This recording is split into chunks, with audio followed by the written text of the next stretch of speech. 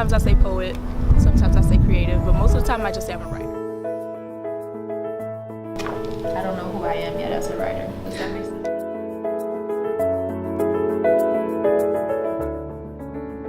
It was a short story.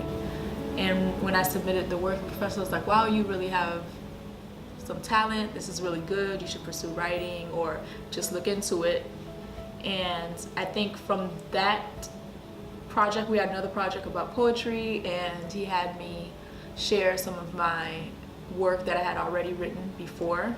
And I got positive feedback, like everyone wrote a critique or a review of the work. And so from there I was just like, oh, this is something real. So most of these journals start off as like scripture journals or just diaries. And in between my writings, when I'm supposed to be doing something else, I'm writing poetry. Like this is from 2015. Don't know what it's about. And then I have my dreams in here. More scriptures. I think my writing is very connected to my religion.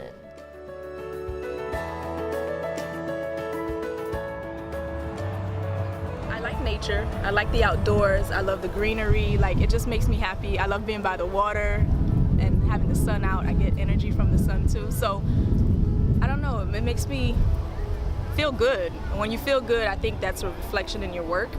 Oh, this is another one of my favorite, Young, Black, and Wasted. It's been edited, and this is from 2006 as well. I performed this at a church and a few other places.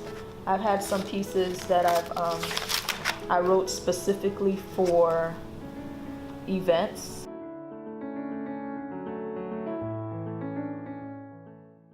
This past February, I wrote a piece and I spoke at the wedding reception. So they know that I do it. They know the talent is there, that I have a passion for it, but I think in their mind maybe it's still a hobby and it's not something that I'm really going to fully pursue. Because with Caribbean parents, you know, they're always like, what pays the bills, what's practical, not so much what's artistic.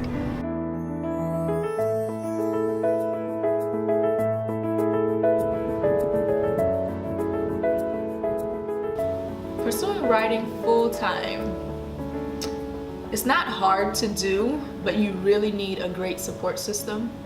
And not that I don't have a great support system, you know, as far as the dream is concerned, but financially, that's a big responsibility, a big faith jump to make. And especially when you have other obligations, financial obligations, it's kind of hard to set those aside and really focus only on the artwork. Like you always need to be able to sustain yourself. And so what I find difficult is, and not even difficult, it's challenging to find that balance. A way to like accomplish a dream or to make it work while still having a regular job or a traditional route would be to seek out a profession that is in line with it. For me, that would be teaching. Because while there is still a lot of work with education as far as being a teacher, lesson planning and everything, there still is, I think, some time that you can dedicate to your craft. Even if you feel like you want to quit or you don't want to do it anymore, the universe has a way of bringing you back around and sending you subtle reminders. And so for me, I stay current, even on social media. Even if I'm not writing, I'm following pages about writing.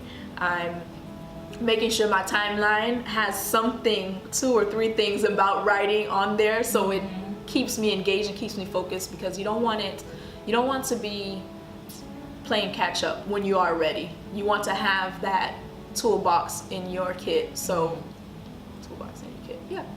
You want those tools in your kit, yeah. Whatever.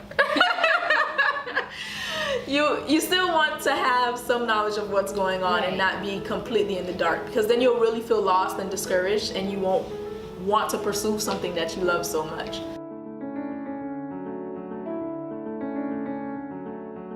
So here is my first manuscript, So Let It Be Written, a book of poems, and in it contains my works from my adolescence up until as recently as last year. So it's a pretty widespread collection over the years of my writings on different topics. So it's coming soon. We'll see how soon.